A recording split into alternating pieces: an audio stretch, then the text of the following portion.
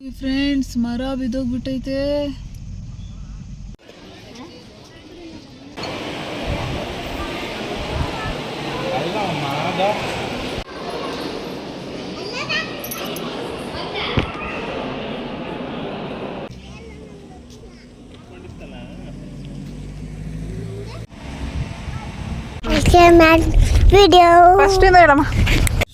Hi hello ನಮಸ್ಕಾರ, welcome back to my YouTube channel Nivedita vlog.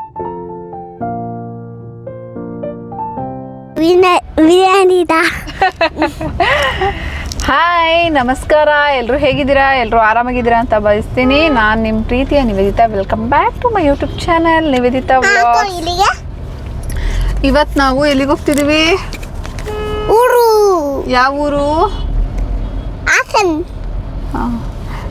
ಇವಾಗ ಏನು ಅನಿಸ್ತಿದೆ ಅಮ್ಮಮ್ಮ ಮನೆಗೆ ಹೋಗೋಕ್ಕೆ. ಇವತ್ತು ನಾವು ನಮ್ಮ ಅಮ್ಮನ ಮನೆಗೆ ಹೋಗ್ತಾ ಇದ್ದೀವಿ ರಜಕ್ಕೆ. ಸೊ ಪಾಪಕ್ಕೆ ಸ್ಕೂಲ್ ಸ್ಟಾರ್ಟ್ ಆಗುತ್ತಲ್ವ, ಸೊ ಒಂದು ವಾರ ಇದ್ಬಿಟ್ಟು ಬರೋಣ ಅಂತ ಹೇಳಿ ಹೋಗ್ತಾ ಇದ್ದೀವಿ.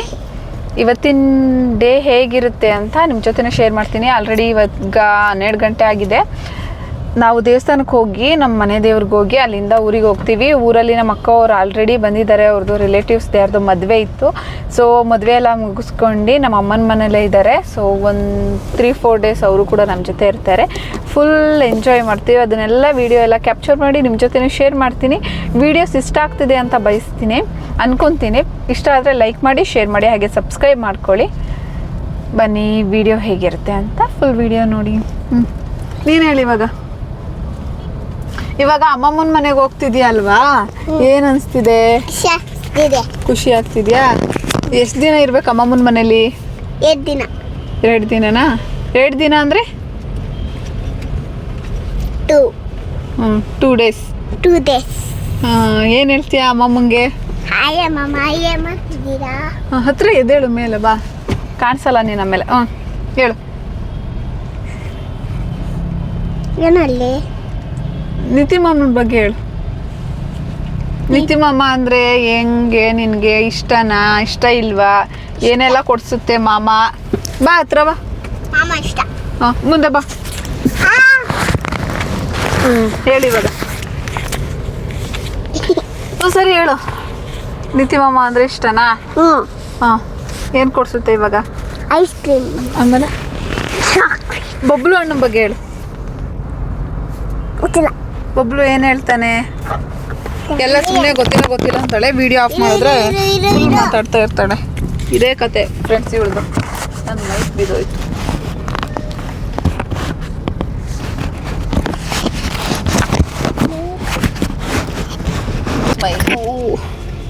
ಸ್ಕ್ರ್ಯಾಚ್ ಆದ್ರೂ ಬೇಜಾರಾಗುತ್ತೆ. ಆದ್ರೂ ಒಂದು ಸ್ವಲ್ಪ ಸ್ಕ್ರ್ಯಾಚ್ ಆಗೇ ಹೋಯ್ತು.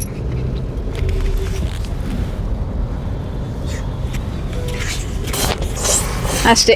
ನೆಕ್ಸ್ಟ್ ದೇವಸ್ಥಾನಕ್ಕೆ ಹೋದಾಗ ಸಿಗ್ತೀವಿ. ಬಾಯ್. ನಿನಗೆ ಕೊಡಲ್ಲ, ನೀನು ಮಾತಾಡಲ್ವಲ್ಲ ಅದಕ್ಕೆ. ಏನಂತ? Hi guys, welcome video. ನನ್ನ ಫ್ರೆಂಡ್ ಮನೆಗೆ ಹೋಗಿದ್ದಿದ್ದು ಕ್ಲಿಪ್ಪಿಂಗ್ಸ್ ಇದು.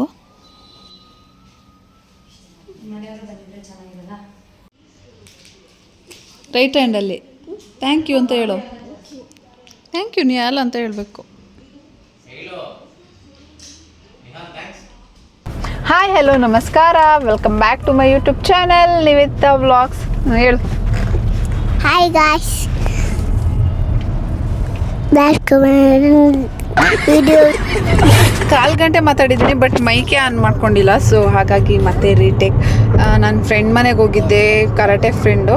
ಸೊ ಕರಾಟೆ ಕರ್ಕೊಂಡು ಹೋಗ್ತೀನಲ್ವಾ, ಅಲ್ಲಿ ಒಬ್ಬರು ಫ್ರೆಂಡ್ ಆಗಿದ್ದಾರೆ, ಅಂಜಲಿ ಅಂತ. ಅವ್ರದ್ದು ಕೂಡ ಯೂಟ್ಯೂಬ್ ಚಾನಲ್ ಇದೆ, ಹ್ಯಾಪಿ ಟೈಮ್ ವಿತ್ ಅಂಜು ಅಂತ. ಸೊ ಅವ್ರ ಚಾನಲ್ಲು ಕೂಡ ಡಿಸ್ಕ್ರಿಪ್ಷನಲ್ಲಿ ಲಿಂಕ್ ಹಾಕಿರ್ತೀನಿ. ಅವ್ರಿಗೂ ಲೈಕ್ ಮಾಡಿ, ಶೇರ್ ಮಾಡಿ, ಹಾಗೆ ಸಬ್ಸ್ಕ್ರೈಬ್ ಮಾಡ್ಕೊಂಡು ವೀಡಿಯೋಸ್ನ ನೋಡಿ ಹೊಸ ಯೂಟ್ಯೂಬರ್ಸ್ಗೆ ಸಪೋರ್ಟ್ ಮಾಡಿ. ಅವರು ತುಂಬ ಒಳ್ಳೆಯವರು.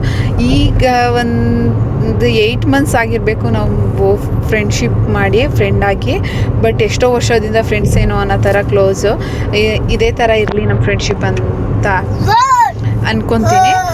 ಮತ್ತು ಪಾಪ ಸುಮ್ಮನೆ ಹಾಗೆ ಇವತ್ತು ಅವ್ರ ಮನೆಗೆ ಹೋಗಿದ್ದೆ, ಏನೋ ಕೆಲಸ ಇತ್ತು ಅಂತ ಹೇಳಿ ಏನೋ ಕೊಡಬೇಕಿತ್ತು. ಸೊ ಹಾಗಾಗಿ ಮನೆಗೆ ಹೋಗಿದ್ದಾಗ ತುಂಬ ಚೆನ್ನಾಗಿ ನೋಡಿಕೊಂಡ್ರು. ಫಸ್ಟ್ ಟೈಮ್ ನಾವು ಮನೆಗೆ ಹೋಗಿದ್ದಿದ್ದು. ಕರಾಟೆ ಕ್ಲಾಸ್ ಹತ್ರನೇ ಇರೋದು, ಬಟ್ ಯಾವತ್ತೂ ಹೋಗಿರಲಿಲ್ಲ. ಕರೆಯೋರು, ನಾನು ಹೋಗ್ತಿರ್ಲಿಲ್ಲ. ಹಿಂಗೆ ಕರಾಟೆ ಮುಗಿಸಿ ನಮ್ಮ ಹಸ್ಬೆಂಡ್ ಪಿಕ್ ಮಾಡೋಕ್ಕೆ ಬರೋರಲ್ವ, ಹಂಗೆ ಎತ್ಕೊಂಡು ಮನೆಗೆ ಹೋಗ್ಬಿಡ್ತಿದ್ದೆ. ಸೊ ಇವತ್ತು ಬರಲೇಬೇಕು ಅಂತ ಹೇಳಿ ಮನೆಗೆ ಕರೆಸ್ಕೊಂಡು ತುಂಬ ಚೆನ್ನಾಗಿ ನೋಡಿಕೊಂಡ್ರು. ಹಾಗೆ ಅರಿಶಿನ ಕುಂಕುಮ ಎಲ್ಲ ಕೊಟ್ಟು ತುಂಬ ಚೆನ್ನಾಗಿ ನೋಡಿಕೊಂಡ್ರು. ಏನು ಹೇಳ್ತೀಯಮ್ಮ ನಿಹಾಲ್, ನಿನಗೆ ಚಾಕ್ಲೇಟ್ ಎಲ್ಲ ಕೊಟ್ಟನಲ್ವಾ, ಏನು ಹೇಳ್ತೀಯಾ? ಹತ್ರ ಬಾ. ಥ್ಯಾಂಕ್ಸ್ ನಿಹಾಲ್ ಹೇಳು. ಥ್ಯಾಂಕ್ಸ್ ನಿಹಾಲ್. ಆಮೇಲೆ ಆಂಟಿಗೆ ಥ್ಯಾಂಕ್ಸ್ ಆಂಟಿ. ಇನ್ನೇನಿಲ್ಲ, ನಮ್ಮ ಹಸ್ಬೆಂಡೂ ಇನ್ವೈಟ್ ಮಾಡಿದ್ರು, ಕರೆದಿದ್ರು, ಇವ್ರು ಬಂದಿಲ್ಲ ಅಷ್ಟೆ. ಇವಾಗ ನೆಕ್ಸ್ಟ್ ನಾವು ಆದಿಚುಂಚನಗಿರಿಗೆ ಹೋಗ್ತಿದ್ದೀವಿ. ಇವತ್ತು ಹುಣ್ಣಿಮೆ ಆಗಿರೋದ್ರಿಂದ ರಶ್ ಇರುತ್ತೆ ಅಂತ ಅನ್ಕೊತೀವಿ. ಐ ಥಿಂಕ್ ಕ್ಲೋಸ್ ಆಗಿರಲ್ಲ, ಬಟ್ ರಶ್ ಇರುತ್ತೇನೋ ಗೊತ್ತಿಲ್ಲ, ನೋಡೋಣ. ರಶ್ ಇದ್ದರೆ ಟೈಮ್ ಆಗುತ್ತೆ ಊರಿಗೆ ಹೋಗೋದು. ನಮ್ಮ ಅಮ್ಮವರು ಕೂಡ ಒಂದು ಮದುವೆ ಫಂಕ್ಷನ್ ಇದೆ ಅಂತ ಹೋಗಿದ್ದಾರೆ. ಸೊ ಅದು ಮುಗಿಸ್ಕೊಂಡು ಬರೋಷ್ಟೊತ್ತಿಗೆ ನಾವು ಅವ್ರು ಮುಗಿಸ್ಕೊಂಡ್ಬಂದು ರೆಸ್ಟ್ ಮಾಡಿ ಅಡುಗೆ ಮಾಡೋಷ್ಟೊತ್ತಿಗೆ ಕರೆಕ್ಟಾಗಿ ಹೋಗಿರ್ತೀವಿ. ಬನ್ನಿ, ಇವತ್ತಿನ ವ್ಲಾಗ್ ನಿಜವಾಗ್ಲೂ ಚೆನ್ನಾಗಿರುತ್ತೆ. ನಮ್ಮ ಅಕ್ಕನ ಮಕ್ಕಳು ವೆಯ್ಟ್ ಮಾಡ್ತಿರ್ತಾರೆ. ಅವ್ರ ಎಕ್ಸೈಟ್ಮೆಂಟು ನನಗೂ ಅಷ್ಟೇ ಇರುತ್ತೆ. ನನ್ನ ಮಗಳ ಜೊತೆ ನಾನು ಎಷ್ಟೇ ಟೈಮ್ ಸ್ಪೆಂಡ್ ಮಾಡಿದ್ರು ಅವ್ರನ್ನ ಫಸ್ಟ್ ನೋಡಿರೋದ್ರಿಂದ ಅವ್ರ ಮೇಲೆ ಸ್ವಲ್ಪ ಜಾಸ್ತಿ ಪ್ರೀತಿ. ಸೊ ಬನ್ನಿ, ಅವರೆಲ್ಲ ಎಕ್ಸೈಟ್. ನಂಗೆ ಸೀಟ್ ಬರುತ್ತೆ. ಅವ್ರು ಹೊಡೆದ್ರೆ ಇವಳಿಗೆ ಸಿಟ್ಟು ಬರುತ್ತೆ. ಇವಳು ಸ್ವಲ್ಪ ಒಬ್ಬಳೇ ಬೆಳೆದಿರೋದ್ರಿಂದ ಸ್ವಲ್ಪ ಈ ಅಂದ್ರೂ ಇವಳಿಗೆ ಬೈದಿರೋ ಥರನೇ ಅನಿಸುತ್ತೆ. ಸೊ ಹಾಗಾಗಿ ಅವ್ರು ಸ್ವಲ್ಪ ರಫಾಗಿ ಬೆಳೆದಿದ್ದಾರೆ. ತೊಗೊಂಡಿದ್ದೀನಿ. ರಫಾಗಿ ಬಿಹೇವ್ ಮಾಡ್ತಾರಲ್ವ, ಇವಳು ಅದನ್ನು ಹೊಡೆದ್ರು ಅನ್ನೋ ಥರನೇ ತೊಗೊತಾಳೆ ನನ್ನ ಮಗಳು. ಏನು ಹೇಳ್ತೀಯ ಅಮ್ಮಕ್ಕಂಗೆ? ಹಾಯ್ ಅಮ್ಮಕ್ಕ, ಮಾಡ್ತಿದ್ದೀರಾ? ಜಗಳ ಮಾಡಬೇಡ ಅಮ್ಮಕ್ಕ. ಜಗಳ ಮಾಡಬೇಡ ಅಮ್ಮಕ್ಕ, ನಾನು ಪಾಪು. ಇವಳು ಇನ್ನೂ ಪಾಪು ಅಂತ. ಈ ನೆಕ್ಸ್ಟ್ ಮಂತಿಗೆ ಜೂನ್ ಬಂದರೆ 4 years ಆಗುತ್ತೆ ನಿನಗೆ. 4 years. ಅವಾಗಲೇ 4 years ಆಗಿದ್ದಲ್ಲ. ಯಾವಾಗ? ನಿನ್ನೆ 4 years ಆಗಿದೆ ಇವಳಿಗೆ ಅಲ್ವಾ? ಇವಾಗ 5 years. ನಮ್ಮ ಬಬ್ಳು ಇವಳಿಗೂ 6 months ಅಷ್ಟೇ ಡಿಫ್ರೆನ್ಸು. ನಮ್ಮ ಬಬ್ಲು 6 months ದೊಡ್ಡವನು ಅಷ್ಟೇ. ಬನ್ನಿ, ಏನು ಮಾಡ್ತಿರ್ತಾರೆ ನಮ್ಮ ಮಕ್ಕಳು. ಆಲ್ರೆಡಿ ಅಮ್ಮು ಇನ್ನ ಮನೇಲಿದ್ಯಾ? ನೀನಲ್ಲ ಬಬ್ಲು ಅಣ್ಣ, ಇನ್ನ ಮನೇಲಿದ್ಯಲ್ಲ ಚಿಕ್ಕಿ, ಲೇಟ್ ಆಯಿತು. ನಾವೇನೋ ಇಲ್ಲಿ ಹತ್ರದಲ್ಲೇ ಇರೋದು, ಮದುವೆ ಹೋಗಿ ಬಂದುಬಿಡ್ತೀವಿ, ಬೇಗ ಬನ್ನಿರಿ, 6 hours 5 hours ಬೇಕು ನಿಮ್ಮ ಊರಿಂದ ಬರೋಕ್ಕೆ ಅಂತ ಫೋನ್ ಮಾಡಿ ತಲೆ ತಿಂತಿದ್ಲು. ಊರಿಗೆ ಹೋಗೋಷ್ಟೊತ್ತಿಗೆ ಒಂದು 10 ಸರಿ ಫೋನ್ ಮಾಡ್ತಾಳೆ, ಎಲ್ಲಿದ್ಯಾ ಅಂತ ಹೇಳಿ. ಸರಿ ಬನ್ನಿ. ಹಾಗೆ ಇಲ್ಲಿ ಹಾಸನ ಬೆಂಗಳೂರಿಗೆ ಹೋಗೋ ರೋಡಲ್ಲೇ ಒಂದು ರೋಡ್ ಸೈಡಲ್ಲೇ ಫ್ರೂಟ್ಸು ಹಾಗೆ ವೆಜಿಟೇಬಲ್ಸ್ ಮಾರ್ತಾ ಇರ್ತಾರೆ. ಸೊ ಅಲ್ಲಿ ಒಬ್ರ ಹತ್ರ ಫ್ರೂಟ್ಸ್ ತೊಗೋತೀವಿ ಅಂತ ಲಾಸ್ಟ್ ಬ್ಲಾಗಲ್ಲಿ ಹೇಳಿದ್ನಲ್ವ. ಸೊ ಒಂದು ಪಾಪುಗೆ ವಾಟರ್ ಆ್ಯಪಲ್ ಇಷ್ಟ ಆಗಿತ್ತು. ಸೊ ಅದನ್ನು ತೊಗೊಂಡೋಗೋಣ ಅಂತ ಹೇಳಿ ಬಂದಿದ್ದೆ. ಹಾಗೆ 1 kg ಮ್ಯಾಂಗೋನು ತೊಗೊಂಡೆ. ಅಪ್ಪ ಮಗಳಂತೂ ಸೀಸನಿಂಗ್ ಫ್ರೂಟ್ಸ್ ಚೆನ್ನಾಗಿ ತಿಂತಾರೆ. ಯಾವ್ಯಾವ ಫ್ರೂಟ್ಸ್ ಸೀಸನಲ್ಲಿ ಬರುತ್ತೆ ಅದನ್ನೆಲ್ಲ ತೊಗೊಂಡು ತಿಂತಾರೆ. ಸೊ ನಾನು ಫ್ರೂಟ್ಸ್ ತಿನ್ನೋದೆಲ್ಲ ಕಡಿಮೆ ಮಾಡಿಬಿಟ್ಟಿದ್ದೀನಿ. ಫಸ್ಟ್ ನಮ್ಮ ಅಮ್ಮನ ಮನೆ ಇದ್ದಾಗ ಚೆನ್ನಾಗಿ ತಿಂತಾ ಇದ್ದೆ. ಸೊ ಇವಾಗ ಕಡಿಮೆ. ಸೊ ನೋಡಿ, ಆವಾಗ ತಾನೇ ಕಿತ್ಕೊಬಂದಿದ್ರು. ಸ್ವಲ್ಪ ನಾನು 1/2 kg ತೊಗೊಂಡೆ ಅಷ್ಟೇ. ಮತ್ತು ರಿಟರ್ನ್ ಊರಿಗೆ ಹೋಗ್ಬೇಕಾದ್ರೆ, ಬೆಂಗಳೂರಿಗೆ ರಿಟರ್ನ್ ಹೋಗ್ತಿರ್ತೀನಲ್ಲ ಅಮ್ಮನ ಮನೆಯಿಂದ, ಅವಾಗ ತೊಗೊಂಡೋಗೋಣ ಅಂತ ಹೇಳಿ. ಇಲ್ಲಿ ಯಾರೂ ತಿನ್ನಲ್ಲ ಅಷ್ಟು. ಸೊ ಹಾಗಾಗಿ ಪಾಪುಗೂ ಮತ್ತು ನಮ್ಮ ಮನೆಯವ್ರಿಗೆ ಎಷ್ಟು ಬೇಕೋ ಅಷ್ಟು ಒಂದು 1/2 kg ತಗೊಂಡೆ. ಹಾಗೆ 1 kg ಮಾವಿನ ಹಣ್ಣು ತಗೊಂಡೆ. ಮಳೆ ಎಲ್ಲ ಜಾಸ್ತಿ ಬಂದಿಲ್ಲ ಅಲ್ವಾ, ಸೊ ಹುಳ ಆಗಿರುತ್ತೆ, ಹಾಗೆ ಚೆನ್ನಾಗಿರಲ್ಲ ಅಂತ ಹೇಳಿ 1 kg ಅಷ್ಟೇ ತೊಗೊಂಡಿದ್ದು.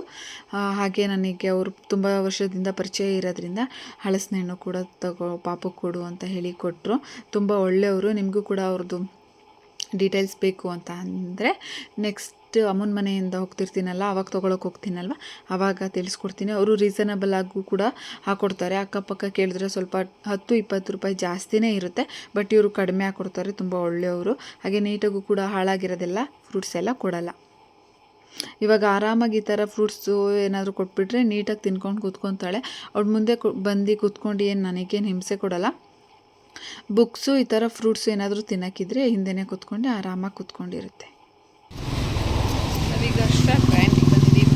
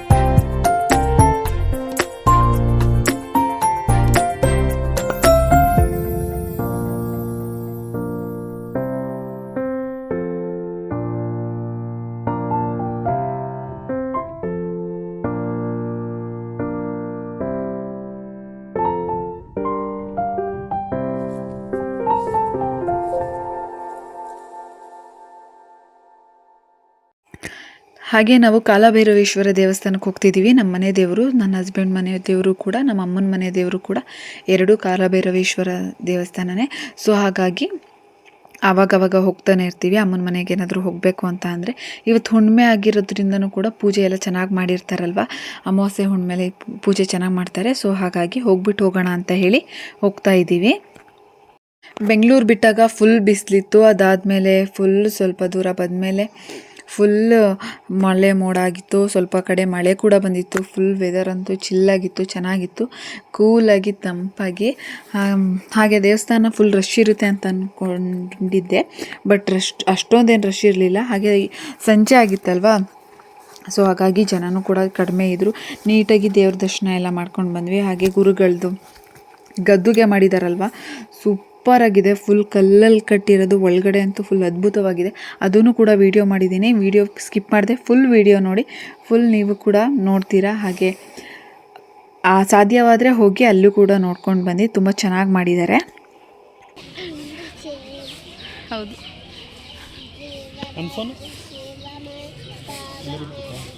ಲಾಕ್ ಮಾಡಿದ್ಯಾ?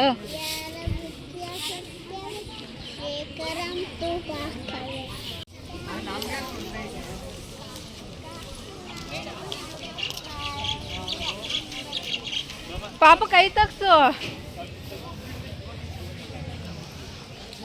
ಇದೇ ನೋಡಿ ಹೊಸದಾಗಿ ನಿರ್ಮಾಣ ಮಾಡಿರುವಂತಹ ಬಾಲಗಂಗಾಧರನಾಥ ಸ್ವಾಮೀಜಿಯವರ ಗದ್ದುಗೆ. ತುಂಬ ಸಖತ್ತಾಗಿ ಬಂದಿದೆ. ಫೋನಲ್ಲಿ ನೋಡೋದಕ್ಕಿಂತ ರಿಯಲ್ ಆಗಿ ನೋಡೋದಕ್ಕೂ, ಹಾಗೂ ಮೋಡ ಆಗಿತ್ತಲ್ವ ವೆದರ್, ನಿಜವಾಗ್ಲೂ ತುಂಬ ಚೆನ್ನಾಗಿ ಕಾಣಿಸ್ತಾ ಇತ್ತು. ಸಖತ್ತಾಗಿ ಹೈಲೈಟಾಗಿ ಬ್ರೈಟಾಗಿ ಕಾಣಿಸ್ತಿತ್ತು ದೇವಸ್ಥಾನ. ತುಂಬ ಚೆನ್ನಾಗಿ ಅನ್ನಿಸ್ತು. ಯಾವಾಗಲೂ ನಾವು ಬೆಳಗ್ಗೆ ಟೈಮ್ ಇಲ್ಲ ಮಧ್ಯಾಹ್ನ ಅಷ್ಟರಲ್ಲಿ ಬಂದು ಹೋಗ್ಬಿಡ್ತಿದ್ವಿ. ಈ ಸರಿನೇ ಸಂಜೆ ಬಂದಿರೋದು.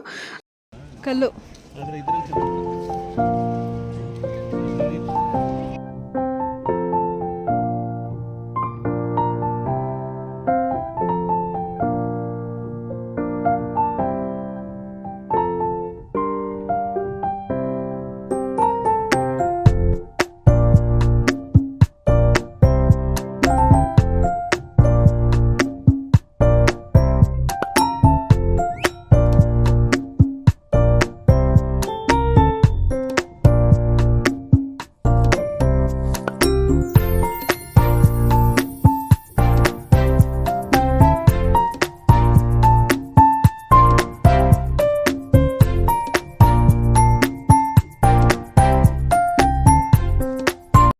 ಪ್ರತಿ ಭಾನುವಾರ ಅಂತೂ ತುಂಬಾ ಜನ ಇರ್ತಾರೆ.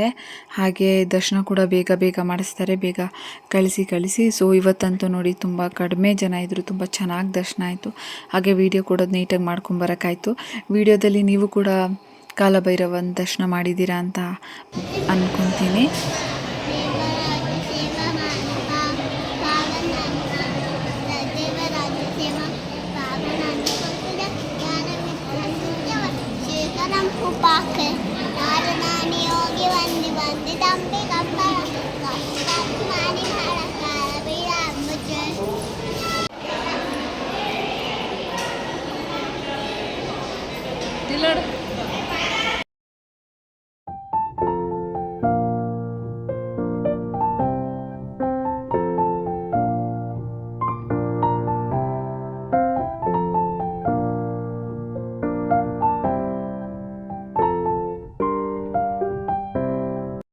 ಸಂಜೆ ಪೂಜೆಗೆ ಹೂವು ಹಾಗೆ ಆರತಿ ಎಲ್ಲ ರೆಡಿ ಮಾಡ್ತಾಯಿದ್ರು. ನಾವು ಅಮ್ಮನ ಮನೆಗೆ ಹೋಗಬೇಕಾಗಿತ್ತಲ್ವ, ಸೊ ಮಳೆ ಬಂದುಬಿಡುತ್ತೆ ಅಂತ ಹೇಳಿ ಬಂದ್ವಿ. ಇನ್ನೊಂದು 1.5 ಅವರ್ ಇದ್ದಿದ್ರೆ ನಮಗೂ ಕೂಡ ಮಂಗಳಾರತಿ ಸಿಗ್ತಾಯಿತ್ತು. ಸೊ ನಮಗೆ ವೆಯ್ಟ್ ಮಾಡೋಕ್ಕಾಗಲಿಲ್ಲ.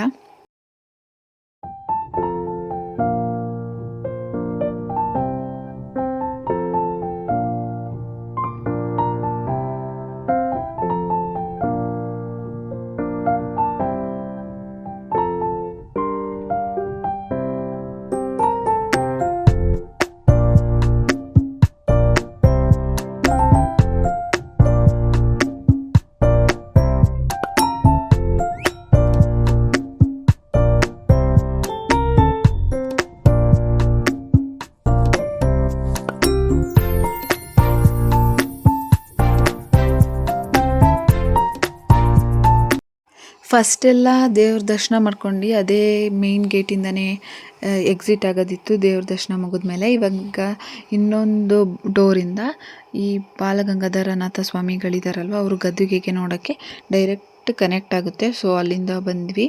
ನೋಡ್ತಾ ಇರ್ಬೋದು ಎಷ್ಟು ಚೆನ್ನಾಗಿ ಎಷ್ಟು ವಿಶಾಲವಾಗಿ ಮಾಡಿದ್ದಾರೆ ಅಂತ.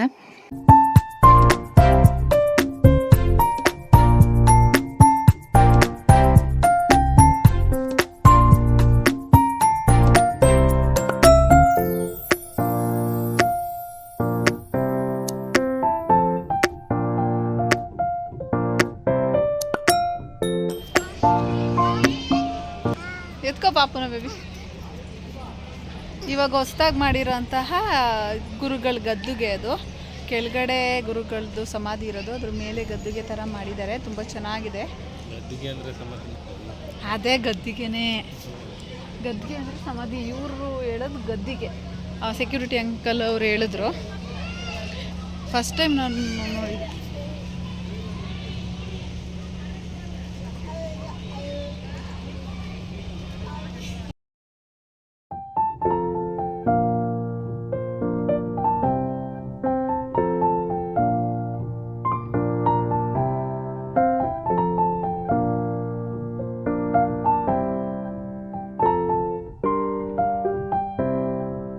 ಫ್ರೆಂಡ್ಸ್, ಮರ ಬಿದ್ದೋಗ್ಬಿಟ್ಟೈತೆ.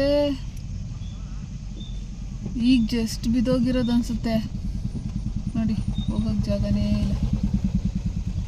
ನಮ್ಮ ಯಜಮಾನ್ರು ಇದೇ ರೋಡಲ್ಲಿ ಹೋಗ್ಬೇಕು ಅಂತ ಕರ್ಕೊಬಂದ್ರು. ಒಳ್ಳೆ ನರಸೀಪುರ ರೋಡ್.